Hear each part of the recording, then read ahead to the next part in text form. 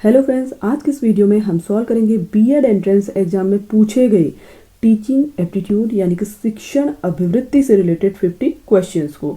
तो फ्रेंड्स, जैसा कि आप सभी लोग जानते ही होंगे कि अभी फाइनल ऑफिशियल आंसर की जारी नहीं हुई है, तो हम इस पेपर को डिस्कस करने वाले हैं और जिन क्वेश्चंस में डाउट होंगे फाइनल आंसर की जारी होने के बाद उनके आंसर आपको कमेंट में पिन कर दिए जाएंगे।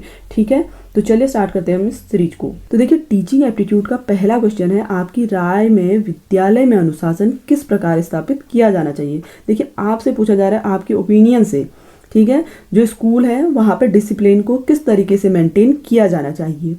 दंड देकर, जिम्मेदारी देकर, अनदेखा करके, अभिभावकों को सूचित करके।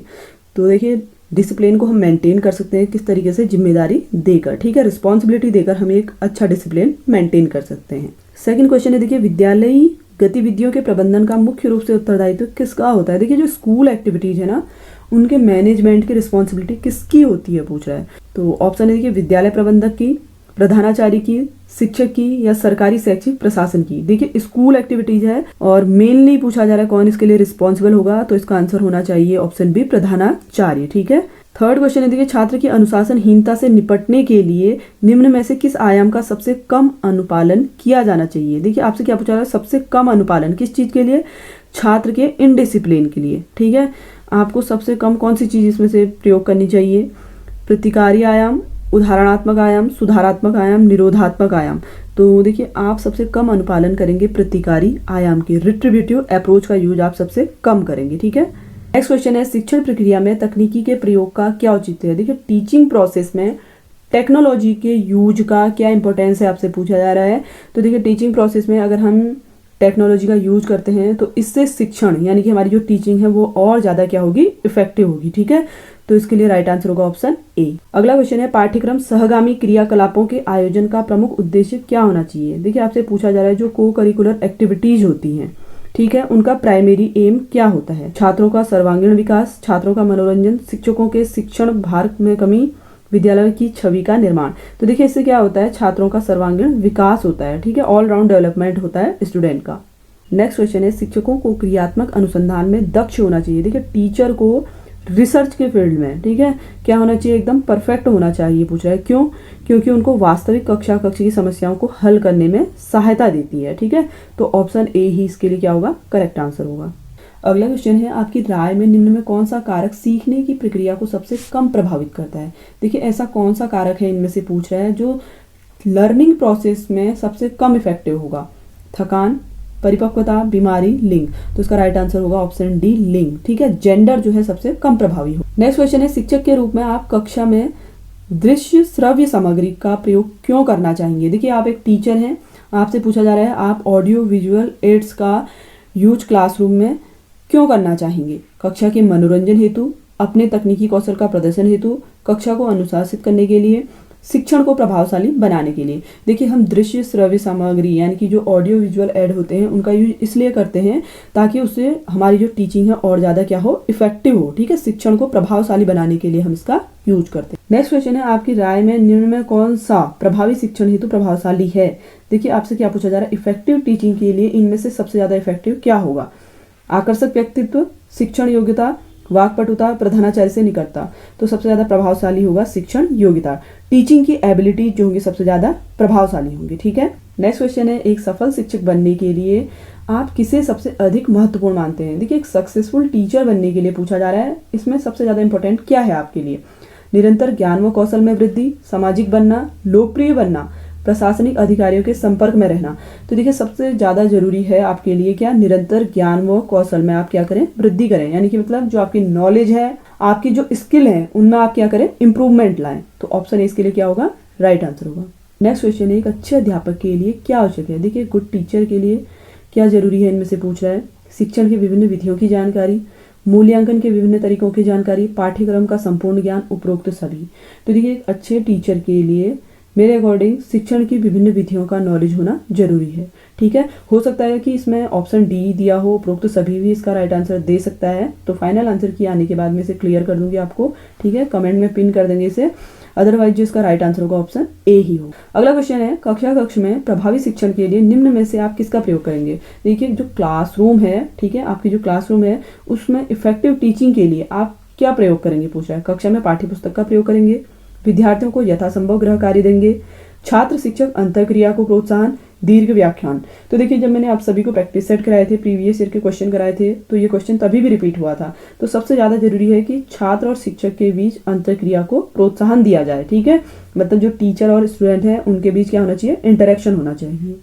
नेक्स्ट क्वेश्चन है, सीखने को स्थायी बनाने हेतु क्या आवश्यक है। देखिए आपसे पूछा जा रहा है कि जो लर्निंग है उसको अगर आप परमानेंट बनाना चाहते हैं तो उसके लिए क्या जरूरी है। शिक्षण प्रक्रिया में बदलाव, सीखी गई विषय वस्तु का क्रियान्वयन, कक्षा में अनुशासन, कक्षा में मनोरंजन। तो देखिए परमानेंट अगर आपको सीखनी है कोई चीज़ तो उसके लिए जरूरी है कि आप सीखी गई विषय वस्तु का क्रियान्वयन करें। ठीक है, ऑप्शन 20 के लिए क्या होगा, राइट आंसर होगा। अगला क्वेश्चन है, देखिए नियमित रूप से गृह कार्य न करने वाले छात्रों की आप क्या करेंगे। देखिए ये पहले भी बहुत बार रिपीट हुआ है क्वेश्चन। जो बच्चे नियमित रूप से होमवर्क को नहीं करके लाते हैं तो आप क्या करेंगे, अनदेखा करेंगे, कक्षा से बाहर जाने के लिए कह देंगे, कारणों के बारे में पूछेंगे, व्यक्तिगत परामर्श देंगे, कक्षा में उपहास करना चाहिए। तो देखिए जरूरी है कि अगर कोई बच्चा होमवर्क करके नहीं ला रहा है तो सबसे पहले आपकी रिस्पॉन्सिबिलिटी होती है कि आप कारण पूछेंगे कि उसने होमवर्क क्यों नहीं किया, और उसके बाद आप उसको क्या करेंगे, पर्सनली परामर्श देंगे। ठीक है, तो इसमें राइट आंसर क्या होगा, ऑप्शन सी होगा। अगला क्वेश्चन है, शिक्षा में मातृभाषा का प्रयोग उचित है क्योंकि। देखिए आपसे पूछा जा रहा है जो एजुकेशन है उसमें मदर टंग का यूज उचित है, क्यों, क्योंकि इससे समझना आसान होगा, इसके प्रयोग से छात्र गौरवान्वित महसूस होंगे, इससे मातृभाषा समृद्ध होगी, अन्य भाषाओं में शिक्षण करना कठिन है। तो देखिए जब हम मातृभाषा का प्रयोग करते हैं तो इससे समझना क्या हो जाता है, आसान हो जाता है। ठीक है, ऑप्शन ए इसके लिए क्या होगा, राइट आंसर होगा। अगला क्वेश्चन है, कक्ष शिक्षण को मुख्यतः होना चाहिए। देखिए क्लासरूम टीचिंग को मुख्यतः होना चाहिए पूछ रहा है, कैसा होना चाहिए, शिक्षक केंद्रित, छात्र केंद्रित, परीक्षा केंद्रित, उपरोक्त में से कोई नहीं। तो देखिए जो क्लासरूम टीचिंग है वो होनी चाहिए स्टूडेंट सेंटर्ड। ठीक है, आप एक क्लास में जाते हैं तो आपका मेन एम क्या होता है कि आप स्टूडेंट में इंप्रूवमेंट लाएं, उसको नई नॉलेज दें, है ना। तो मेनली आप किस पे फोकस कर रहे हैं, स्टूडेंट पे। तो ऑप्शन 20 के लिए क्या होगा, राइट आंसर होगा। नेक्स्ट क्वेश्चन है, देखिए यदि आपके विद्यार्थी पढ़ाई में रुचि नहीं ले रहे हैं तो आप निम्न में से क्या करेंगे। देखिए आपके जो स्टूडेंट हैं, ठीक है, वो पढ़ने में इंटरेस्ट नहीं ले रहे हैं तो इस सिचुएशन में आप क्या करेंगे पूछा जा रहा है। स्थिति की अनदेखी करेंगे, विद्यार्थियों को डांटेंगे, कारण की पहचान कर अपनी शिक्षण विधियों में परिवर्तन करेंगे, या फिर विद्यार्थियों को नैतिक भाषण देंगे। तो सबसे ज़्यादा जरूरी है कि आप रीजन पहचानें और अपनी शिक्षण विधियों में परिवर्तन करें। ठीक है, ऑप्शन सी इसके लिए राइट आंसर होगा। अगला क्वेश्चन है, विद्यालय में कोई भी शिक्षण सहायक सामग्री उपलब्ध नहीं है, ऐसी परिस्थिति में शिक्षक के रूप में आप क्या करेंगे। देखिए आप एक स्कूल में हैं, ठीक है, आपसे कहा जा रहा है कि वहाँ पे कोई भी टीचिंग एड अवेलेबल नहीं है। तो ऐसी सिचुएशन में एक टीचर होने के नाते आप क्या करेंगे, विद्यार्थियों की सहायता से उचित सहायक सामग्री विकसित करेंगे, बिना सहायक सामग्री के शिक्षण करेंगे, प्रधानाचार्य को बता देंगे, विद्यार्थियों को पाठ्य पुस्तक से पढ़ने के लिए कहेंगे। तो आप देखिए पहली कोशिश तो ये करेंगे कि विद्यार्थियों की सहायता से आप उचित सहायक सामग्री विकसित करेंगे। ठीक है, तो इसमें जो राइट आंसर होगा वो होगा ऑप्शन ए। अगला क्वेश्चन है, आप शिक्षक क्यों बनना चाहते हैं। देखिए टीचर क्यों बनना चाह रहे हैं आप, शिक्षण में रुचि है आपकी, यह एक सरल व्यवसाय है, विद्यालय में खूब अवकाश होते हैं, शिक्षकों का वेतन अच्छा है। तो देखिए आप एक टीचर इसलिए बनना चाहते हैं क्योंकि आपके अंदर क्या होना चाहिए, इंटरेस्ट होना चाहिए टीचिंग के लिए। ठीक है, तो ऑप्शन ए इसका क्या होगा, करेक्ट आंसर होगा। अगला क्वेश्चन है, शिक्षक को विद्यालय से बाहर अपने व्यवहार का निर्धारण कैसे करना चाहिए। देखिए स्कूल के बाद टीचर का जो बिहेवियर है वो किस तरीके से होना चाहिए, अपनी इच्छा के अनुरूप, सजग और संयमित रहना चाहिए, इच्छाओं को दबा देना चाहिए, किसी की परवाह नहीं करनी चाहिए। तो देखिए एक टीचर है तो आपका जो व्यवहार है वो सजग और संयमित होना चाहिए। ठीक है, ऑप्शन 20 के लिए क्या होगा, राइट आंसर होगा। अगला क्वेश्चन है, राष्ट्रीय स्तर पर शिक्षक शिक्षा का प्रबंधन किया जाता है। देखिए आपसे क्या पूछ रहा है, नेशनल लेवल पर जो टीचर एजुकेशन है इसका प्रबंधन कौन करता है, एनसीईआरटी, एनसीटीई, एआईसीटीई, यूजीसी। तो देखिए राष्ट्रीय स्तर पर करता है एनसीटीई। ठीक है, एनसीटीई क्या है आपको पता होना चाहिए, यह है national council for teacher education. ठीक है, अगला क्वेश्चन है, उत्तर पुस्तिकाओं के मूल्यांकन में आप कैसा रुख अपनाएंगे। देखिए आपसे पूछा जा रहा है जो आंसर बुकलेट है, ठीक है, उनके मूल्यांकन में आप कौन सी अप्रोच को अप्लाई करेंगे, वस्तुनिष्ठ, उदार, कठोर, उपरोक्त सभी। तो इसके लिए राइट आंसर होगा ऑप्शन ए वस्तुनिष्ठ ऑब्जेक्टिव। ठीक है, नेक्स्ट क्वेश्चन है, देखिए निम्न में कौन शिक्षण का सर्वोच्च लक्ष्य है। देखिए टीचिंग का हाईएस्ट एम क्या है पूछ रहा है। सूचनाएं देना, विद्यार्थियों को गतिविधियों में शामिल करना, पाठ्यक्रम को पूर्ण करना, व्यवहार में वांछनीय परिवर्तन लाना। तो देखिए जो टीचिंग का एम है वो होना चाहिए व्यवहार में वांछनीय परिवर्तन लाना। ठीक है, to bring desirable change in behaviour. Next question है, विद्यालय में किसका स्थान सर्वोच्च है। देखिए स्कूल में आपसे पूछा जा रहा है कि हाईएस्ट पोजीशन पे कौन होगा, प्रबंधक, विद्यालय सचिव, प्रधानाचार्य, शिक्षक। तो देखिए विद्यालय में सर्वोच्च स्थान होता है प्रधानाचार्य का। ठीक है, नेक्स्ट क्वेश्चन है, राज्य विश्वविद्यालयों के कुलाधिपति का कार्य प्रायः कौन करता है। देखिए जो स्टेट यूनिवर्सिटीज हैं उनमें चांसलर का कार्य मुख्यतः कौन करता है पूछ रहा है, तो ये करता है राज्य का राज्यपाल।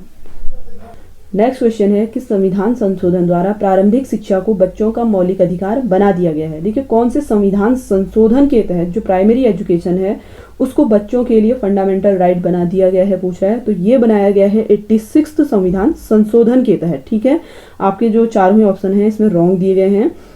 तो ऐसे क्वेश्चन जिनमें ऑप्शन रॉन्ग दिए जाते हैं वो बोनस मार्क्स में जाते हैं, यानी कि सभी कैंडिडेट्स को इसके लिए 1 मार्क्स दिया जाएगा।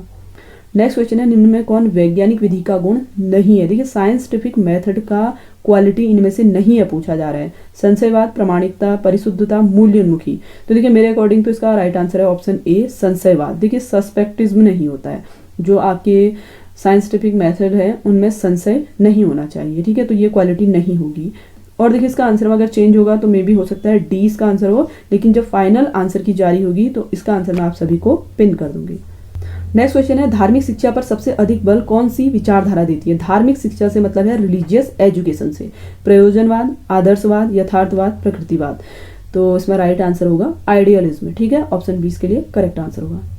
नेक्स्ट क्वेश्चन है, शिक्षण की दिशा कैसी नहीं होनी चाहिए। देखिए नहीं होनी चाहिए पूछ रहा है, मूर्त से अमूर्त की ओर, जटिल से सरल की ओर, ज्ञात से अज्ञात की ओर, सरल से कठिन की ओर। तो देखिए जो आपकी एजुकेशन का डायरेक्शन है वो जटिल से सरल की ओर नहीं होना चाहिए, यानी कि मतलब कॉम्प्लेक्स टू सिंपल नहीं होना चाहिए। जैसे अगर सपोज आपको कोई पहले टफ क्वेश्चन दे दें उसके बाद हम इजी स्टेप की ओर ले जा रहे हैं तो वो रॉन्ग तरीका है। पहले हम क्या करेंगे, आसान चीज़ों को सीखेंगे, उसके बाद हम धीरे धीरे टफ चीज़ों को सीखेंगे। ठीक है, तो ऑप्शन 20 के लिए क्या होगा, राइट आंसर होगा। नेक्स्ट क्वेश्चन है, निम्न में किस गुण को विद्यार्थियों में विकसित करना सर्वाधिक जरूरी है। देखिए विद्यार्थियों में इनमें से कौन सी क्वालिटी को डेवलप करना जरूरी है पूछ रहा है, तो इसमें राइट आंसर होगा ऑप्शन डी मूल्य उन्मुखता। नेक्स्ट क्वेश्चन है, देखिए क्षेत्रीय शिक्षा संस्थान का संचालन कौन करता है। देखिए क्षेत्रीय शिक्षा संस्थान का संचालन पूछ रहा है तो ये करता है NCERT। ठीक है, ऑप्शन ए इसका राइट आंसर होगा। नेक्स्ट क्वेश्चन है, डंडे का प्रयोग न करने पर बच्चा बिगड़ जाता है, इस कथन के परिप्रेक्ष्य में आप क्या करेंगे। बच्चे की कभी कभी पिटाई करेंगे, बच्चों की शिकायत करेंगे, बच्चों को डांटेंगे, बच्चों को समझने की कोशिश करेंगे। तो देखिए आप स्थिति में क्या करेंगे पूछा जा रहा है, तो इसका राइट आंसर होगा ऑप्शन डी बच्चे को समझने की कोशिश करेंगे। नेक्स्ट क्वेश्चन है, विद्यालय एक लघु समाज है, इस कथन का एक निहितार्थ है, तो इसका राइट आंसर होगा ऑप्शन बी प्रधानाचार्य द्वारा सतर्कतापूर्ण सामाजिक बुराइयों के संदर्भ में वांछनीय परिवर्तन करने की दिशा में कार्य करना चाहिए। ठीक है, नेक्स्ट क्वेश्चन है, आपकी राय में विद्यालय निर्देशन कार्यक्रम का प्रमुख उद्देश्य क्या है। देखिए आपसे पूछा जाए जो स्कूल गाइडेंस प्रोग्राम है उसका मेन उद्देश्य क्या है। विभिन्न दृष्टिकोणों का विकास करना, पढ़ाई के प्रति रुचि उत्पन्न करना, स्व मार्गदर्शन की योग्यता का विकास, उपरोक्त में से कोई नहीं। तो देखिए इसका आंसर होगा ऑप्शन सी स्व मार्गदर्शन की योग्यता का विकास करना।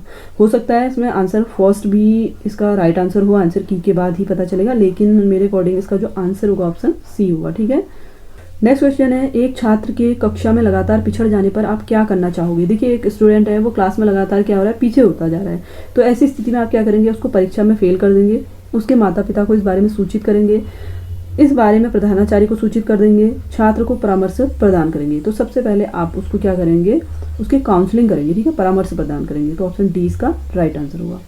नेक्स्ट क्वेश्चन है, यदि आप प्रधानाचार्य हैं, विद्यालय के कार्यक्रम में शिक्षक समय पर नहीं आता तो आप क्या करेंगे।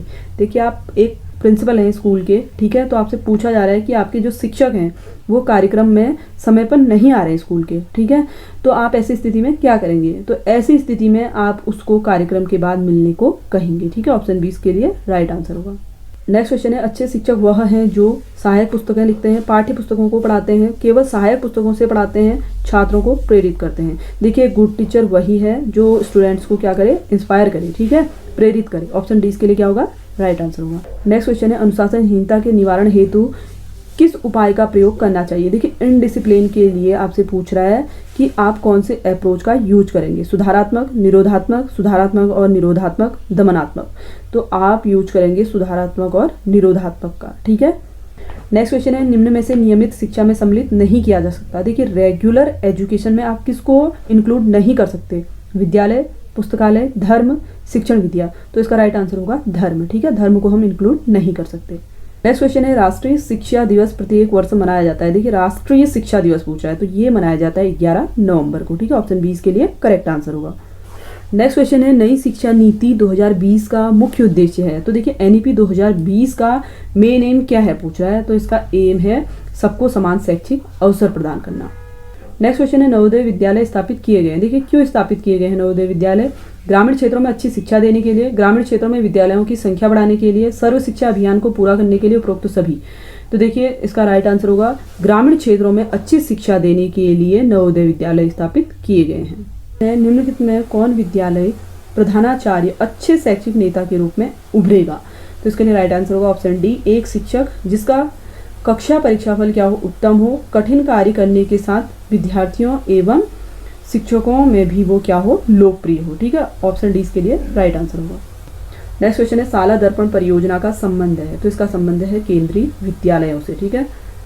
अगला क्वेश्चन है, ली थायर के अनुसार संप्रेषण के मूल कार्यों को बांटा जा सकता है। देखिए ली थायर के अनुसार पूछ रहा है आपसे, जो कम्युनिकेशन है उसको कितनी कैटेगरीज में बांटा जा सकता है। तो इसे बांटा जा सकता है 4 भागों में, ठीक है, ऑप्शन सी इसके लिए राइट आंसर होगा। देखिए नेक्स्ट क्वेश्चन है, शिक्षण सहायक सामग्री किस उपागम से संबद्ध है। देखिए आपसे क्या पूछा जा रहा है, जो टीचिंग एड है, ठीक है, वो कौन से उपागम से इन्वॉल्व है, प्रणाली उपागम, कठोर शिल्प उपागम, मृदु शिल्प उपागम, बहुइंद्रिय उपागम। तो इसका राइट आंसर होगा ऑप्शन डी, बहुइंद्रिय उपागम, ठीक है, मल्टी सेंसरी अप्रोच से जो शिक्षण सहायक सामग्री है वो संबद्ध है। नेक्स्ट क्वेश्चन है, डिजिटल इंडिया प्रोग्राम के अंतर्गत कितने क्षेत्र सम्मिलित हैं। देखिए डिजिटल इंडिया प्रोग्राम के अंतर्गत सम्मिलित है 9 क्षेत्र, ठीक है, ऑप्शन इसके लिए राइट आंसर होगा। अगला क्वेश्चन है, कंप्यूटर सह अनुदेशन CAI द्वारा किस क्षेत्र में अधिगम नहीं होता। देखिए आपसे क्या पूछा जा रहा है, कौन से क्षेत्र में अधिगम नहीं होता है। तो इसमें राइट आंसर होगा ऑप्शन सी, भावात्मक क्षेत्र में, ठीक है। अगला क्वेश्चन है, देखिए निम्नांकित कथनों में कौन सा सत्य है। देखिए आपको स्टेटमेंट दी गई है, पहला है शिक्षक जन्मजात होते हैं, दूसरा है शिक्षक प्रशिक्षित किए जा सकते हैं, शिक्षण एक कला है, उपरोक्त सभी। तो देखिए इसमें जो ऑप्शन है आपका सेकंड और थर्ड तो सही है, ठीक है, लेकिन कोई भी शिक्षक जन्मजात तो नहीं होता ना, यानी कि मतलब बर्थ से ही, पैदा होते ही कोई भी टीचर तो नहीं बन जाएगा। तो ये ऑप्शन तो रॉन्ग दिया गया है, और बी और सी दोनों सही हैं। और उसके बाद दिया गया आपको ऑप्शन डी, उपरोक्त तो सभी, तो ये तो पॉसिबल है नहीं, है ना। तो इसमें जो आंसर है आपका ये क्या होगा, ऑप्शन रॉन्ग दिए गए हैं, तो ये भी आपका बोनस मार्क्स में जाएगा, इसके लिए भी आपको 1 मार्क्स मिलेगा, ठीक है। क्वेश्चन है, अपने विद्यार्थियों में स्व अनुशासन विकसित करने के लिए आप क्या करेंगे। देखिए सेल्फ डिसिप्लिन को डेवलप करने के लिए आप क्या करेंगे पूछ रहा है। उन्हें कुछ उत्तरदायित्व देंगे, उन्हें अच्छे आचरण के नियमों से जागृत कराएंगे, उन्हें सजा देंगे, उन्हें नियमों का पालन करने के लिए कहेंगे। तो आपका काम है कि आप उन्हें अच्छे आचरण के नियमों के लिए जागृत कराएं, ठीक है, ऑप्शन 20 के लिए राइट आंसर होगा। तो फ्रेंड्स ये तो थे 50 क्वेश्चंस टीचिंग एप्टीट्यूड से जुड़े हुए जो बीएड एंट्रेंस एग्जाम में आप सभी से पूछे गए हैं। देखिए मैंने आप सभी के साथ 50 क्वेश्चन शेयर किए हुए हैं, ये फाइनल आंसर्स नहीं है। फाइनल आंसर की आने के बाद जिन क्वेश्चन में डाउट होगा उनके आंसर मैं आप सभी को कमेंट में पिन कर दूंगी। Thanks for watching.